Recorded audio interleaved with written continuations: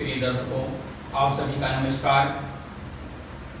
आज आप लोगों के सामने मैं यूपी बोर्ड के सिलेबस जो जुलाई माह में पढ़ाए जाने हैं, जो सत्र 2025-26 यानी 2026 में जो बच्चे बोर्ड की परीक्षा में बैठने वाले हैं, उनके लिए यहाँ जो टॉपिक है अम्ल, क्षारक एवं लवण। तो इस चैप्टर का जो पाठ्यक्रम है, सबसे पहले हम पाठ्यक्रम की में दिए हुए शब्दों को देखते हैं, उसके बाद से हम 1 बाय 1 करके पढ़ते हैं। तो यहाँ पर पहला जो दिया है हमारा जो सिलेबस में, यच तथा OH आयनों के आधार पर अम्ल, क्षार तथा लवण की परिभाषा है। यहाँ अम्ल क्या होता है, क्षारक क्या है, लवण, क्षारक और क्षार में अंतर होता है, तो इस बात का आप लोग ध्यान रखें। सबसे पहले जो चैप्टर का नाम है उसकी परिभाषाएं आपको याद होनी चाहिए, और यहाँ पर परिभाषाएं अरेलियस के सिद्धांत के आधार पर उनको देनी है कि जो जल में घुलने पर H+ आयन देते हैं अम्ल कहलाते हैं, उसी तरह से OH- क्षार कहलाते हैं इसी आयन में।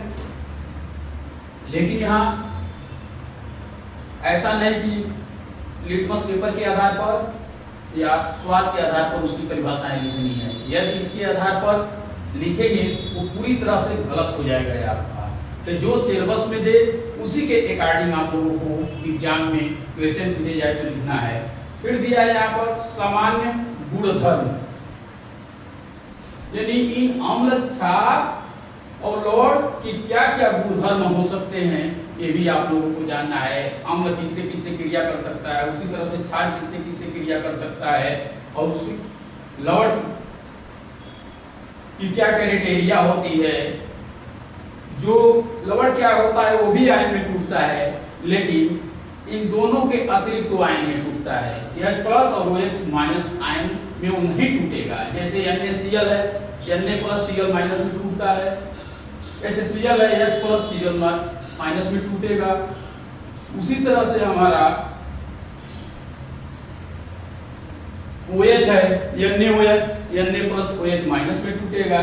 तो सबका एक है, इसको हम जल में घोलने पर उसके बाद से हम इसका क्लियरफाई कर पाएंगे कि कौन अम्ल, क्षार और कौन लवण है। इसका उदाहरण देना है आप लोगों को। अम्ल का उदाहरण बहुत सारे हैं, HCl, H2SO4, H2CO3 कार्बोनिक अम्ल जो बहुत ही वीक एसिड है। इनका उपयोग अम्ल का कहीं कहीं उपयोग होता है, क्षार का भी होता है, लवण का। इन सभी चीजों का कहाँ उपयोग होता है ये आप लोगों को जानना है। जैसे आप जानते हैं जो हम कागज कॉपी पर लिखते हैं उसका उपयोग कहीं कहीं उनको गलाने में किया जाता है। एसिड का सबसे अधिक एसिड का उपयोग वहां किया जाता है। अब दिया है पीएच पैमाना की अवधारणा। पीएच स्केल होता क्या है, पीएच का कॉन्सेप्ट आता कहां से है, और यहां मैं लिखा नहीं हूं ब्रैकेट में, लघुगणकीय के आधार पर नहीं, यानी कि पीएच की जो वैल्यू होती है pH -log H+ आयन होता है। Negative value of concentration of logarithmic H+ ion. तो इसलिए इसके बेसिस पर इसकी डिफिनीशन हमको नहीं देना है। दैनिक जीवन में पीएच का महत्व क्या होता है, सबसे पहले जानेंगे पीएच क्या होता है, इसका कहाँ कहाँ महत्व होता है। जैसे एग्जाम में पूछेगा कि पीएच किसे कहते हैं, या कई सारे पदार्थों का पीएच मान दे देगा। जैसे हमारा ब्लड का पीएच मान 7.4 होता है। पीएच मान हमेशा रेंज में होता है, कोई फिक्स वैल्यू नहीं होती है।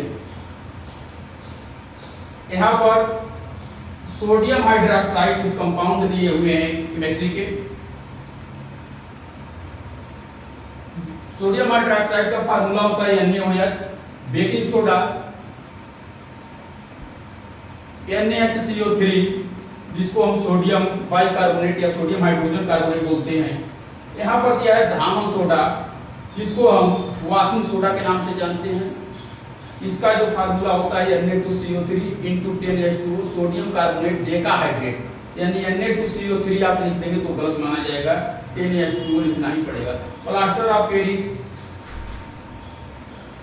CaSO4 half H2O, calcium sulphate heavy hydrate, तो हाफ H2O है उसको हेवी बोलते हैं। विरंजक चूर्ण CaOCl2, कैल्शियम हाइपोक्लोराइड इसका फार्मूला होता है। ये निर्माण की विधि, इन सभी का निर्माण किसके मिलने से होता है ये जानना है, और इनका उपयोग, यानी कि आप लोगों को ज्यादा नहीं, सोडियम हाइड्रोक्साइड, बेकिंग सोडा, धामक सोडा, प्लास्टर ऑफ पेरिस और विरंजक चूर्ण, यानी 5 का आप लोगों का निर्माण कैसे होता है और इनका उपयोग। ये सोडियम हाइड्रोक्साइड का उपयोग काफी ट्रिकी होता है, इसका उपयोग हम लोगों को देखना है, एनसीईआरटी के बुक में दिया हुआ है, कभी कभी एग्जाम में पूछता है तो बच्चे लोग कर नहीं पाते हैं। किताब में पढ़ने से ही हम पूछे गए क्वेश्चनों का जवाब आसानी से दे पाएंगे। यहाँ पर आप लोगों का वर्णनात्मक टेस्ट होगा जुलाई माह में, जिस स्कूल में भी आप लोग पढ़ते होंगे वहाँ पर टेस्ट इस महीने में जरूर कराया जाएगा, जो आप पढ़े होंगे इससे संबंधित। तो समझ लीजिए ये हमारे जुलाई का महीना अब आने वाला है, सत्र खुलने शुरू होने वाला है। शुरू तो अप्रैल से ही माना जाता है, लेकिन कुछ बच्चों को लगता है कि जुलाई से शुरू होता है। तो जुलाई माह में आप लोग प्यारे छात्रों नई ऊर्जा के साथ जाइए, और यदि हम 1 बाय 1 करके एक टॉपिकों को पढ़ाएंगे, यदि बहुत अच्छा लगे तो हमसे जुड़िए। हम मोरल बेस्ड एजुकेशन से लेकर के कहानी बेस्ड, कॉम्प्रिहेंसिव बेस्ड लेक्चर रहेगा। आप लोगों को समझाने में कोई कसर नहीं छोड़ेंगे कि आप लोगों को मेहनत करना पड़े, जो मेहनत करना पड़े वो हमको करना पड़े।